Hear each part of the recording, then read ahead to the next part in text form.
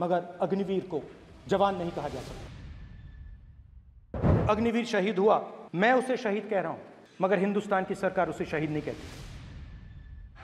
दौरान अथवा सेवाओं की सुरक्षा के दौरान यदि हमारा कोई अग्निवीर का जवान शहीद होता है तो उसके 1 करोड़ रुपए की धनराशि सहायता के रूप में उसके परिवार को मुहैया कराई जाती है। नमस्कार, मी प्रशांत कदम।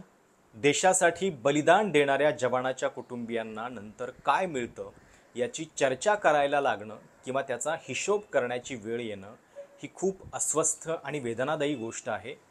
पण देशाच्या राजकारणामध्ये गेल्या 2 दिवसांपासून ज्या पद्धतीची विधानं सुरू आहेत त्याच्यामुळे ही वेळ आलेली आहे। 2 वेगवेगळ्या पद्धतीचे शहीद सरकारने तयार केलेले आहेत का? मुळामध्ये एखादा जवान जेव्हा देशासाठी बलिदान देतो त्याच्यानंतर त्याच्या कुटुंबियांवरती जी परिस्थिती ओढवली जाते ती एकसारखीच असते। त्याच्यामध्ये आपण कुठल्याही पद्धतीचा भेद करू शकत नाही, त्या भावनांचं मूल्य आपण करू शकत नाही। पण दुर्दैवानं अग्निवीर योजनेनंतर सरकारनं देशामध्ये हे 2 वेगवेगळ्या पद्धतीचे शहीद तयार केलेले आहेत का, अशी चर्चा, असे प्रश्न निर्माण झालेले आहेत। जे स्वतःला देशभक्त विचारांचे समजतात ते सरकार अशा पद्धतीनं देशभक्तांच्या किंवा बलिदानाच्या सगळ्या भावनेची ही कदर का करत नाही? आणि जर आपण मोफत योजनांवरती एवढ्या वेगवेगळ्या पद्धतीनं खर्च करतो, निवडणुका जिंकण्यासाठी वेगवेगळ्या योजना आणल्या जातात, तर मग बलिदानामध्ये, जवानांच्या बलिदानामधला हा फरक दूर करतानाच नेमकी सरकारी तिजोरीची अडचण कशी काय होऊ शकते, हा देखील याच्यातला मूळ प्रश्न आहे। नेमकं झालं काय? खरं तर देशाच्या संसदेमध्ये जी माहिती दिली जाते, एखादा मंत्री जेव्हा उठून वक्तव्य करतो त्याला एक ऑथेंटिसिटीचा दर्जा असतो, सभागृहाचं पावित्र्य असतं। तिथं जे सांगितलं जाईल ते योग्य डॉक्युमेंटच्या आधारे बोललेलं आहे असं मानलं जातं। पण ज्यावेळी राष्ट्रपतींच्या अभिभाषणावरती चर्चा सुरू होती त्यावेळी राहुल गांधींनी अग्निवीर योजनेवरून सरकारवरती टीका केली। 2 वेगवेगळ्या पद्धतीचे शहीद सरकार करतंय, अग्निवीर जेव्हा शहीद होतो त्याला शहीदाचा दर्जा दिला जात नाहीये, अशा पद्धतीचा आरोप केला। आणि त्याच्यावरती राहुल गांधी हे कसं चुकीचं बोलतायत, पूर्णपणे खोटं सांगतायत हे सांगण्यासाठी देशाचे संरक्षण मंत्री राजनाथ सिंह हे उठले आणि त्यांनी माहिती दिली। पण त्यांनी जी माहिती दिली ती केवळ एवढी होती की अग्निवीर जो जेव्हा शहीद होतो तेव्हा त्याला 1 कोटी रुपयांची राशी दिली जाते। पण त्यांनी या प्रश्नाचं उत्तर दिलं नाही की ज्यावेळी सामान्य जवान शहीद होतो तेव्हा त्याला मिळणाऱ्या गोष्टी आणि अग्निवीरला मिळणाऱ्या गोष्टी याच्यामध्ये फरक आहे की नाही, दोघांना मिळणाऱ्या सुविधा या समान आहेत की नाहीत, या प्रश्नाचं उत्तर खरं तर सरकारनं देणं अपेक्षित आहे। त्याच्याबद्दलचे सगळे जे काही प्रश्न आहेत, शंका दूर करणं हे आवश्यक आहे। त्याच्याबद्दल संरक्षण मंत्र्यांनी पत्रकार परिषद घेऊन देशाला उत्तर दिली पाहिजेत, पण ती दिली गेलेली नाहीयेत आणि केवळ राहुल गांधी खोटं बोलतायत असं सांगितलं जातंय। काय नेमकं त्यावेळी सभागृहामध्ये घडलेलं होतं हे आधी आपण ऐकूया। अग्निवीर के परिवार से मिला,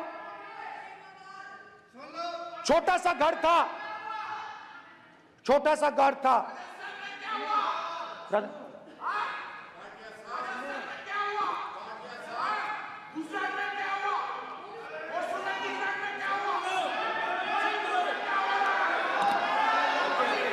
ठीक है,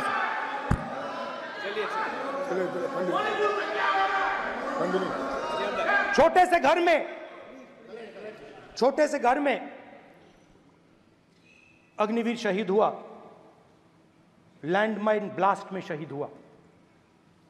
मैं उसे शहीद कह रहा हूं, मगर हिंदुस्तान की सरकार उसे शहीद नहीं कहती। नरेंद्र मोदी उसे शहीद नहीं कहते हैं, नरेंद्र मोदी उसे अग्निवीर कहते हैं। उस घर को पेंशन नहीं मिलेगी, उस घर को कंपनसेशन नहीं मिलेगी, शहीद का दर्जा नहीं मिलेगा।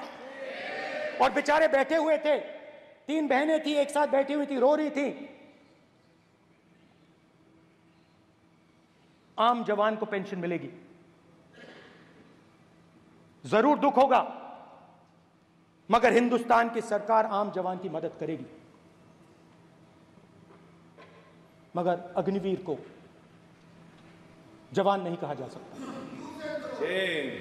अग्निवीर यूज एंड थ्रो मजदूर है। और आप उससे कहते हो उसको आप 6 महीने की ट्रेनिंग देते हो, 6 महीने की ट्रेनिंग देते हो। दूसरी तरफ चाइना के जवान को 5 साल की ट्रेनिंग मिलती है, राइफल लेकर उसके सामने खड़ा कर देते हो, उसके दिल में भय पैदा करते हो। एक जवान और दूसरे जवान के बीच में फूट डालते हो कि एक को पेंशन मिलेगी, एक को शहीद का दर्जा मिलेगा, दूसरे को नहीं मिलेगा, और फिर अपने आप को देशभक्त कहते हो। ये कैसे देशभक्त हैं?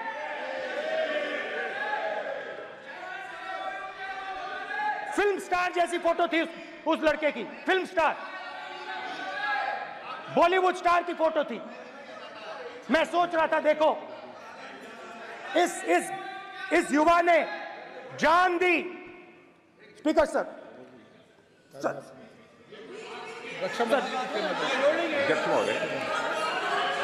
अध्यक्ष महोदय, एक आदमी सब पर भारी।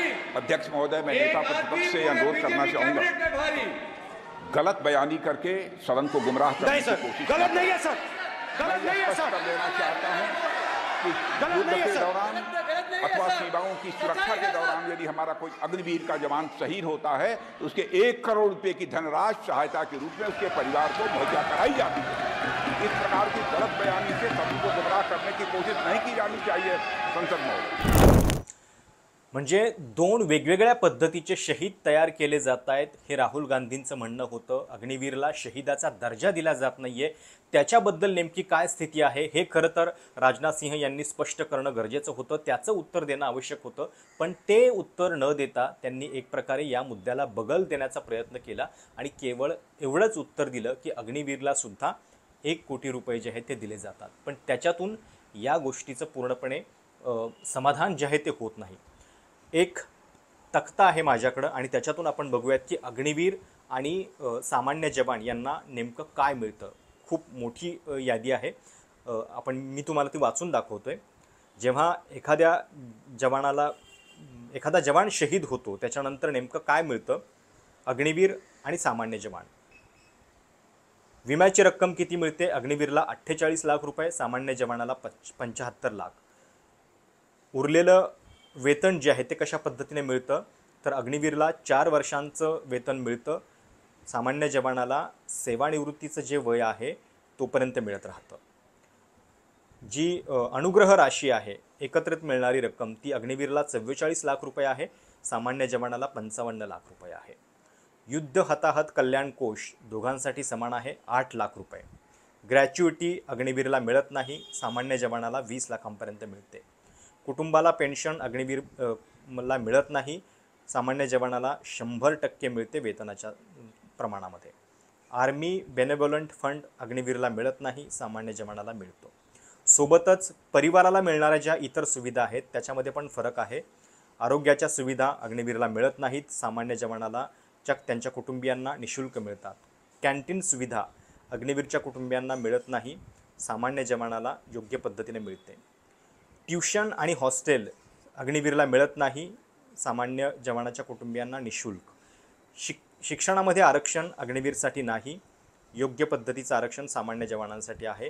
रोजगारामध्ये सुद्धा आरक्षण हे केंद्र आणि राज्य सरकारच्या PSUमध्ये सामान्य जवानांच्यासाठी आहे, अग्निवीरसाठी ते नाही आहे। त्यामुळं इतक्या सगळ्या गोष्टींमध्ये हा फरक जो आहे तो केला जातोय आणि खरं तर राहुल गांधींनी ऑक्टोबर 2023 मध्ये पंजाबमधल्या अग्निवीर अमृतपाल सिंग यांच्या अंत्यसंस्काराच्या वेळी त्यांना गार्ड ऑफ ऑनर देण्यात आलेला नव्हता आणि त्याच्यावरून विरोधकांनी प्रश्न उपस्थित केलेले होते।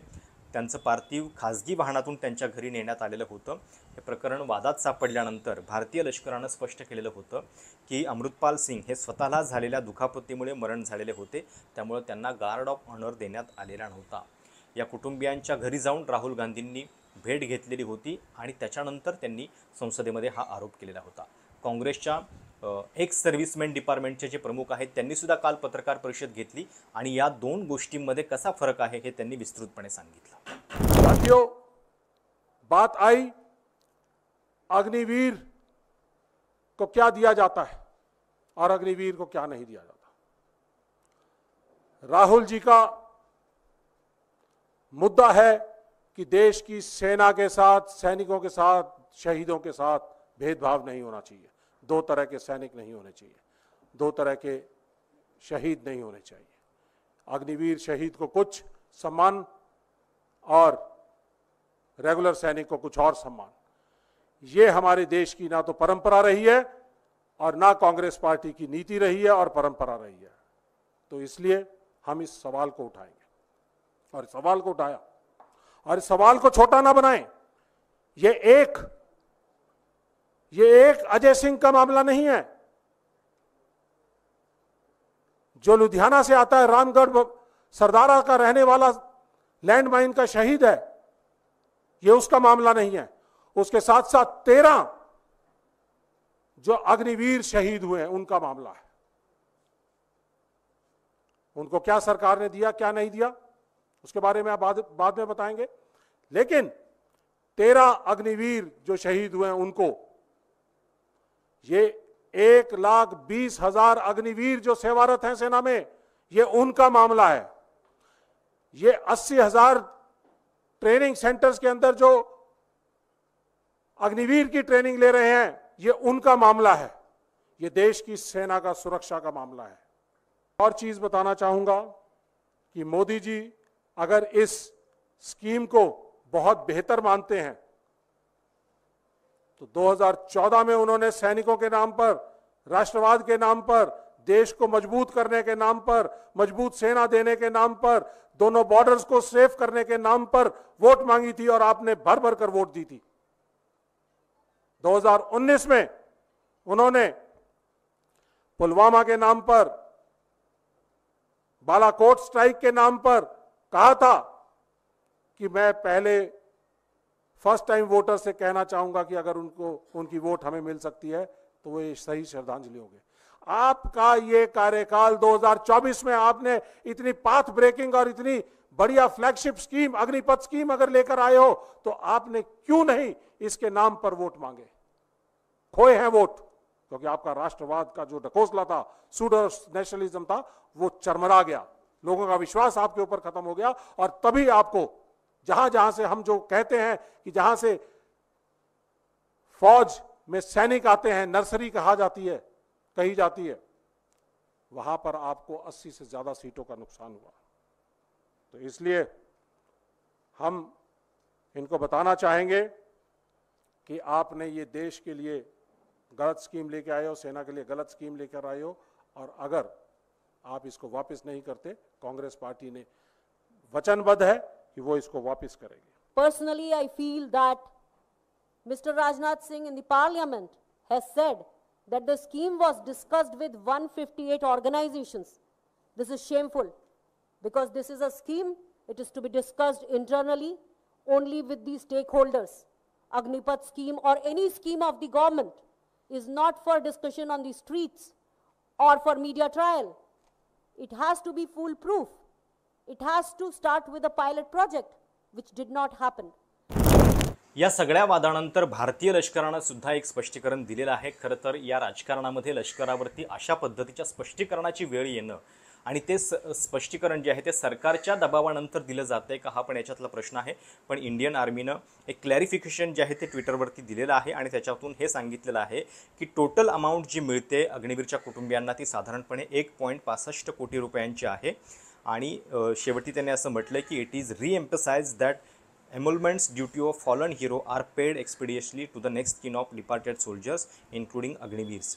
त्यामुळं हे स्पष्टीकरण आर्मीचं आहे, पण त्याच्यानंतर सुद्धा कुटुंबियांचं म्हणणं मात्र अजूनही वेगळं आहे। राहुल गांधींनी सुद्धा या सगळ्या प्रकारानंतर म्हणजे संसदेमध्ये ते जे बोलले त्याच्यानंतर पुन्हा कुटुंबीय काय म्हणतायत याच्या संदर्भातला एक व्हिडिओ जारी केलेला आहे, तो देखील तुम्ही पहा। नमस्कार।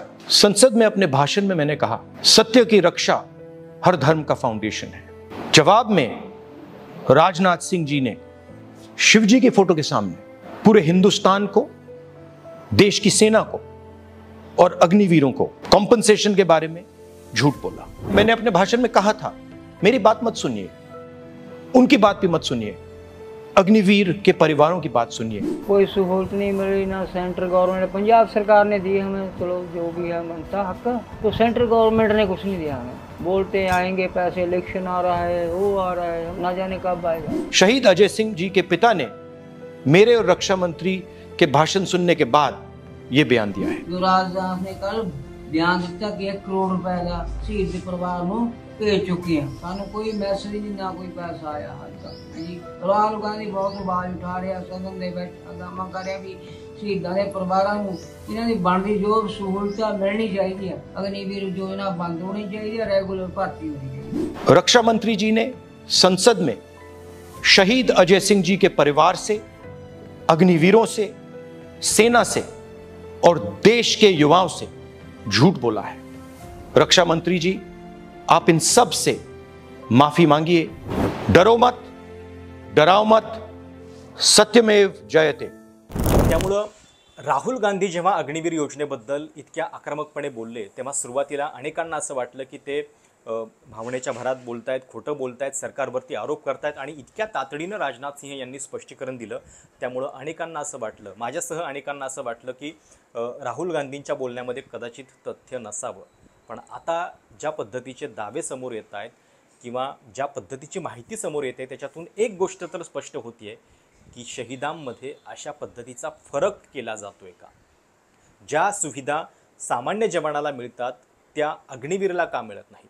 म्हणजे नोकरीसाठी किंवा एकूण व्यवस्था म्हणून तुम्ही अग्निवीर आणि सामान्य जवानामध्ये फरक करताय तो एक वेळ आपण समजून घेऊ, त्याच्यामध्ये मिळणारे लाभ वेगवेगळे असतील, पण ज्यावेळी एखादा जवान शहीद होतो, देशासाठी आपलं बलिदान देतो, त्यावेळी मात्र किमान आपण हा भेद दूर का नाही करत आणि त्या सगळ्या भावनेची किंमत अशी वेगवेगळ्या पद्धतीनं का करतो, हा याच्यातला मेन प्रश्न आहे। तुम्हाला या सगळ्याबद्दल नेमकं काय वाटतंय? खरोखर असा फरक असला पाहिजे का? आणि सरकार जे स्पष्टीकरण देते म्हणजे पंतप्रधान मोदींनी पण या सगळ्या संदर्भात सभागृहामध्ये स्पष्टीकरण दिलं ते काहीसं भावनिक होतं। केवळ लष्कराच्या सुधारणेसाठी मी सगळे आरोप सहन करून काम करतोय एवढं ते म्हणाले, पण नेमकी परिस्थिती काय आहे हे त्यांनी सांगितलेलं नव्हतं। ते नेमकं काय म्हणाले होते हे पण अब युद्ध के रूप बदल रहे हैं, संसाधन बदल रहे हैं, शस्त्र बदल रहे हैं, टेक्निक बदल रही है। ऐसे में हमें हमारी सेनाओं को उसी चुनौतियों के अनुरूप तैयार करना ये बहुत बड़ी जिम्मेवारी होती है, जिसको निभाने के लिए गालियां खा करके भी, झूठे आरोप सह करके भी, मुंह पर ताला लगा करके हम काम कर रहे हैं। तर अशा पद्धतीने देशामध्ये अग्निवीर योजनेबद्दल इतके सगळे गोंधळ आणि प्रश्न सुरू असताना संसदेमध्ये जे घडलं त्याच्यानंतर शहीदांना काय मिळतं याची चर्चा सुरू झालेली आहे। खरं तर ही चर्चा होणं किंवा ती करण्याची वेळ येणं हीच खूप अस्वस्थ करणारी गोष्ट आहे। तुम्हाला या सगळ्याबद्दल काय वाटतं कमेंट्समध्ये आवर्जून कळवा। चॅनल सबस्क्राईब करायला देखील विसरू नका। धन्यवाद।